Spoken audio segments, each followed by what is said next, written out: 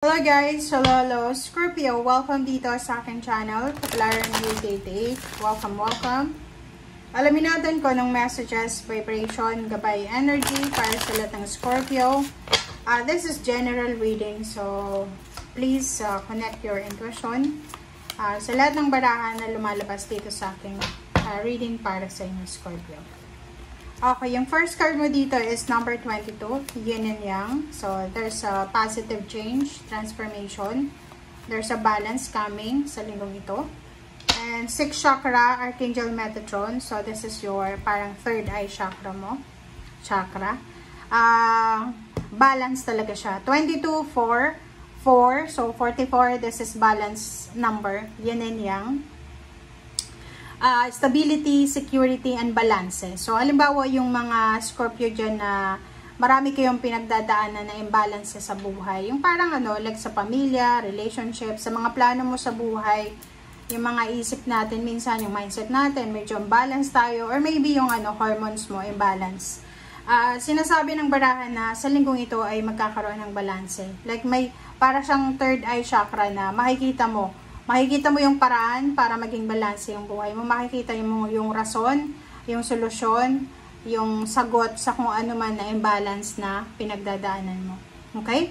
So, itong Yin and Yang, meron siyang negative, meron siyang positive. So, sinasabi ng barahan na basta ilagay mo lang sa isip mo na ang buhay ng tao ay weather-weather lang. Balance yan eh. Minsan nasa ilalim, minsan nasa ibabaw, minsan masaya, minsan malungkot. There's a time for everything. There's a season for everything. So, sinasabi sa'yo ng barahan na to na kailangan mong hanapin yung balance. Like, ikaw mismo, pag may mga pagkakataon na parang feeling mo, imbalance ka na, entrap ka, parang nakakulong ka sa isang sitwasyon na wala kang kawala. Ikaw na mismo yung maghanap ng dahilan para makaalis ka dyan. Kaya huwag ka nang maghintay sa kung sino man yung tao na pwedeng magdala sa'yo ng motivation, magbigay sa'yo ng motivation, kasi wala kang makukuha na mga tao sa paligid mo na pwedeng magbigay sa'yo ng motivation. Pwedeng magbigay sa'yo if you are connected sa same sign mo, sa water sign na Pisces and Cancer. Pero kung wala naman, kung puro fire sign, puro earth signs and air signs yung kasama mo, huwag ka nang umasa kasi they're not compatible sa'yo, especially kung giving advices or giving support. So, yun. Basta ikaw na mismo yung sumuporta sa sarili mo. Alright. Parang ikaw na mismo yung maghanap ng solusyon, ng answers, ng kung ano man na pwede mong magawa.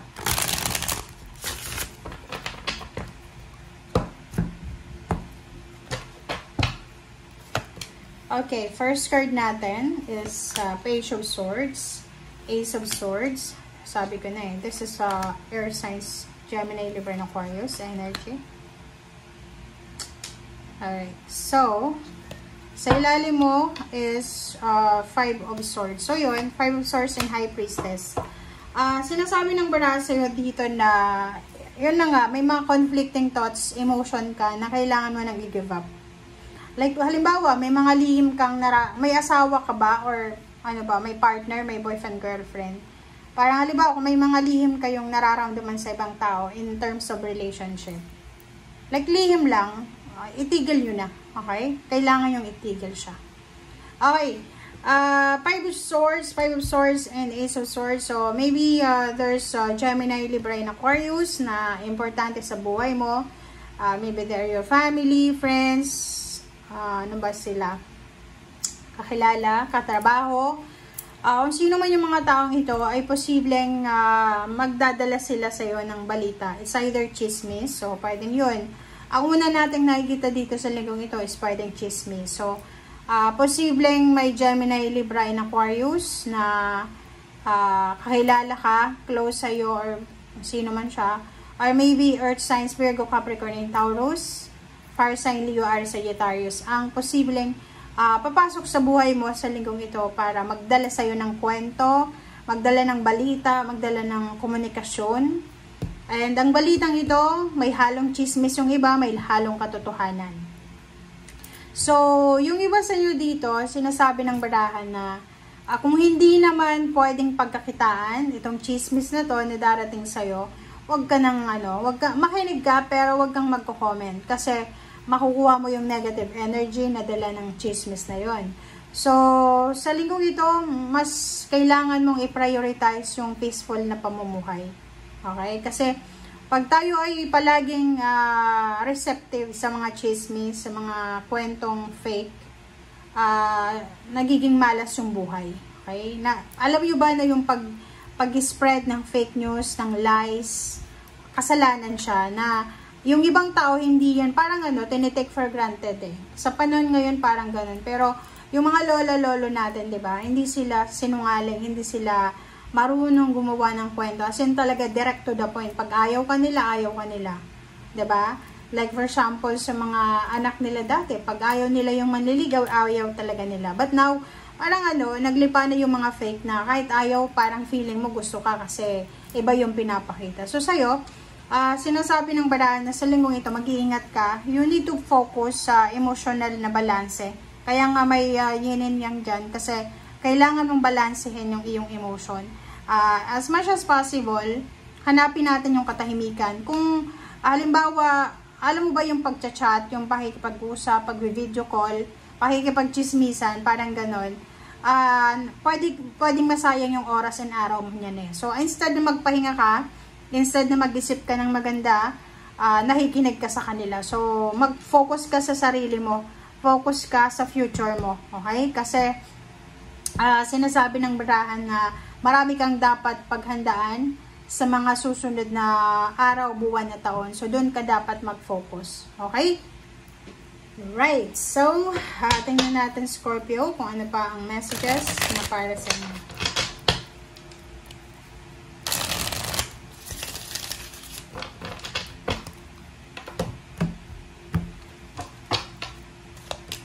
Okay, 7 of Wands, diba?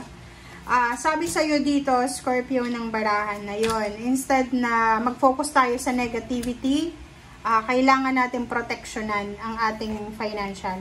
Okay? Diba? Sabi sa'yo ng baraha, instead na mag-focus tayo sa chismis, mag-focus tayo sa kapitbahay natin, yung mga kwento, yung pagbabrowse sa internet, sa Facebook, scroll down, scroll up, sinasabi ng baraha sa'yo na hanapin mo yung rason para kumita ka ng pera, para matahimik ka emotionally. Kasi yung emotion mo and yung financial ay they are parang connected sa bawat isa. So pag may problema ka sa pera, may problema ka din sa relationship. Pag may problema sa relationship, namumroblema ka rin sa pera. So kailangan mong mag-focus sa kung ano yung importante sa ngayon. 7 of Wands, sinasabi ng baraha na you need to protect yourself, you need to protect your emotion, protect your energy, protect your frequency, your vibration. Kasi minsan, di ba, ayoko talaga to ng Page of Swords. Kasi every time na nakaka-read ako ng Page of Swords, palaging negativity yung dala niya. Okay? Chismis, mga fake news, lies, parang ganun. So, protectionan mo ang sarili mo laban sa kung kani-kanino man. Kasi, pwedeng yun. Halimbawa, yung planong pag-abroad, ikwento mo yan sa ibang tao, 'di ba? Na evil eye ka, hindi natuloy. Yung pagpipirma ng kontrata or kano pa man, yung pag-iipon mo ng pera, like for example, may bago kang trabaho ngayon. Tapos yung sweldo mo medyo mataas siya kaysa sa dati. So may pagkakataon kang makaipon ng pera.